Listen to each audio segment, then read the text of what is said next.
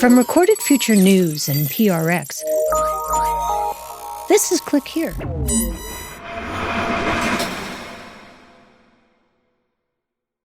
There's a lot of questions I wish I could answer that I can't answer. For classification reasons. Yeah. Okay. Yeah. All right. Well, let me know when that Yes, changes. exactly. Okay. Go ahead. You go first. From Recorded Future News, I'm Dina Temple-Reston, and this is Click Here's Mic Drop, an extended cut of an interview we did that we think you might want to hear a little more of. And today, we're listening back to a story we ran earlier this year about the National Cryptologic Museum, which you could be forgiven for not knowing even exists. I spoke to its director and curator, Vince Houghton. And if you're one of those people who is about all things spycraft, it's worth a visit. It's based just outside the wire at NSA headquarters in Annapolis Junction, Maryland. And if you get to the armed guards at the gate, you've gone a little too far. The stuff Vince has managed to dig up is pretty spectacular. I can tell you about 85% of our artifacts on display are one of a kind.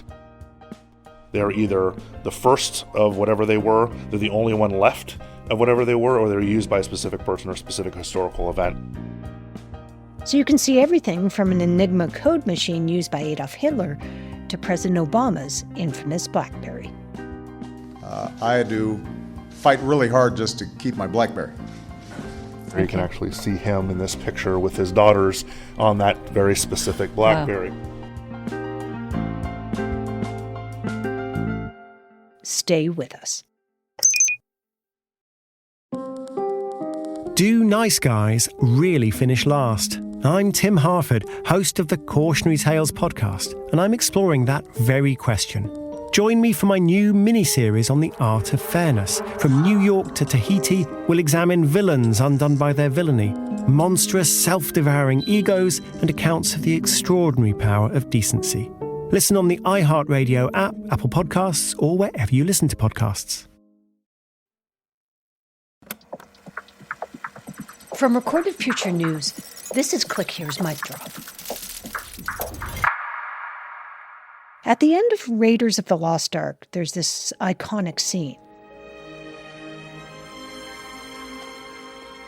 in which Harrison Ford is walking down the steps of a museum, and the Ark he'd spent the movie chasing is put into a wooden crate that is hammered shut.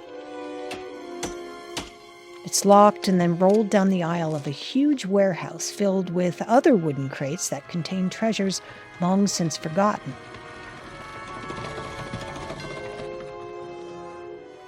Vince Houghton had an experience just like that when he was allowed into a top-secret NSA warehouse to find things that might be suitable for the museum.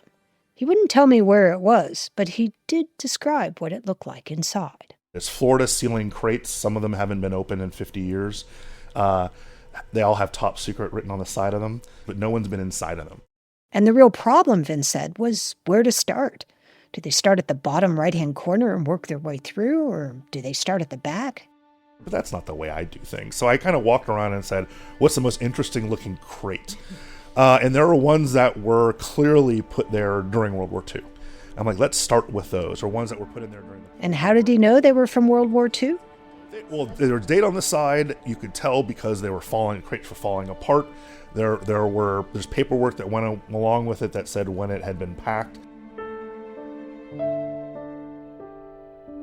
The first one you opened up, what was in it? So the first one we opened up actually had a machine. We didn't know what it was. It was a big machine about half the size of a conference table. That had a bunch of dials and knobs and other things on it, some writing both in German and English, and it weighed hundreds and hundreds of pounds. There was no paperwork, nothing to provide even a clue as to what it was. But it was cool looking. And those are always, cool looking means you keep it around, right? It's like, we're going to find out what this is. It was made of steel, had 4 wooden handles on the side, and looked interesting enough that Vince sent his collections manager into the NSA archives to try to figure out what it was. Turns out it was a special machine built by the Germans at the end of World War II that allowed them to listen to Soviet communications. We nicknamed it the Russian fish, not we the museum, we the Allies, the Americans, the British, in the end of World War II. And it was a special machine designed to get around Soviet encryption. The Soviets were sending unencrypted radio messages, but broke them up into 9 different channels.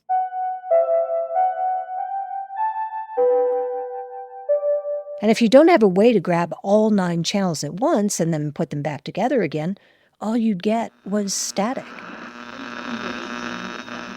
And this giant German machine figured out how to reassemble them. It didn't help them much. At the end of the war, it didn't matter how good their intelligence was. They were getting overrun.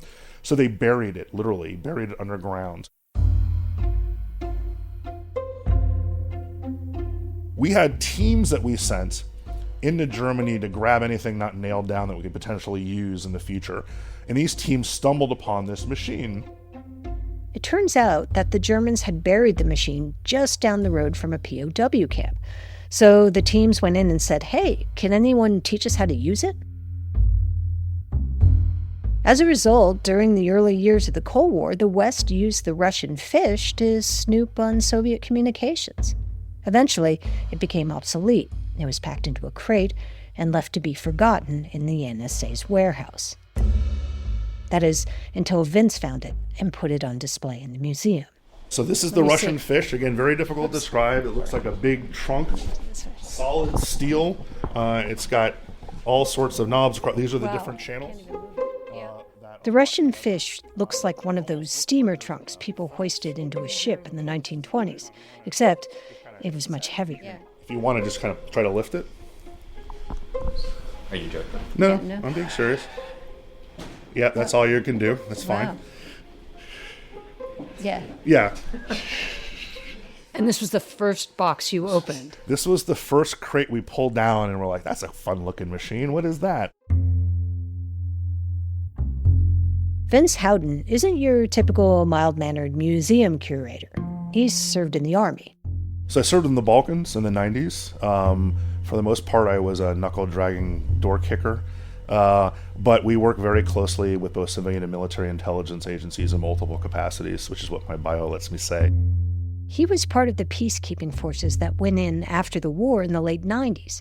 U.S. operators were either helping the UN locate mass grave sites or were digging up hidden weapons the Serbs might have stashed in case the fighting started again.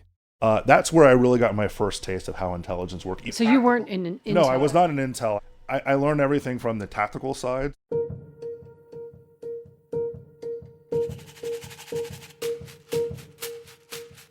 Not far from the Russian fish display is this much smaller contraption. So this is the German Lorenz cipher machine that was the impetus. It looks like a typewriter crossed with a meat grinder. Because it was so hard to break, it was not something that could be broken through brute force, through pencil and paper, or even through what was created to help break Enigma. During World War II, the Lorenz cipher was used to encrypt the messages coming out of the highest levels of the Third Reich. It was more powerful than the famed Enigma machine. In fact, its code was so unbreakable that the codebreakers at Bletchley Park in the UK had to essentially build a computer, something they called the Colossus, to break it. Ladies and gentlemen, I'm Dr. Charles Forbin. In a few moments, Colossus will address us directly. This is the voice of world control. I bring you peace. This isn't the code-breaking machine Alan Turing built, but his math contributed to the design. So Colossus is what we can define as the very first computer. What makes it a computer was that it was programmable. It didn't just do one thing over and over and over again, and it had memory. So you could actually learn, quote unquote, from what it had done prior. And this was necessary to beat Lorenz. Colossus has more than 1,700 thermionic valves, and it took up an entire room. And in February 1944, it broke its first message, giving the Allies the ability to read Hitler's communication with his generals. And then the Brits promptly built more machines.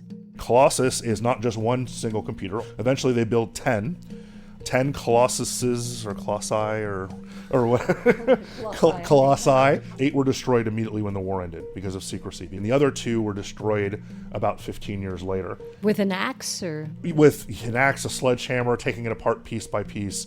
You didn't want our adversaries to learn what we had done because this is a huge step forward in computing technology. The museum only has a piece of it on display. It looks like an abstract desk clock, but with only half a dial and a lot more gears. Colossus itself was not declassified until the 1970s. What Colossus does is it sparks this revolution.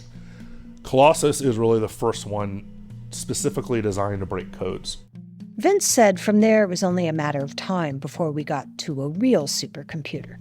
And the Cray 2 is where we're getting into the early 1980s, and we're starting talking about true supercomputing technology, where these machines are the cream of the crop, the state of the art. The Cray 2 supercomputer looks like something out of Star Trek. When it was released in 1985, it was the fastest computer in the world. But what set it apart wasn't just how it processed information, it was how it cooled itself. This is the floornet, which is the liquid coolant that allowed this not to burn through the floor, because these were... The Cray looks sort of like an aquarium, but instead of fish, you have circuit boards. And you could actually put a circuit board inside the liquid? Inside the liquid. As you can see right here, we have a circuit board plugged in with a battery, floating inside the liquid, and it's not shorting it out. That would run through this entire system to make sure that this didn't overheat to the point where it literally melted itself. That's how powerful these computers were. One of the benefits, he says, of working in a technology museum is there's a constant churn of displays. Everything gets out of date pretty quickly. So things like Obama's BlackBerry can be put in a case at the museum while the rest of us still remember what a BlackBerry looks like. You know, Apple puts out a new iPhone every year. You think how fast NSA is replacing supercomputers. It's fairly quick. And we're in a position where we can put stuff on display that no one else has a chance to ever see before.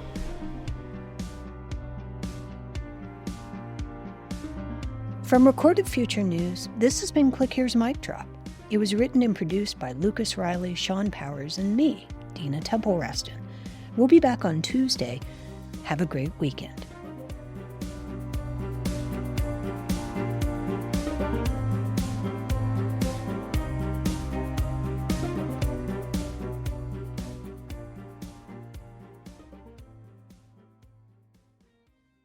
If you're looking for a daily guide to cybersecurity news and policy, sign up for the Cyber Daily from Recorded Future News.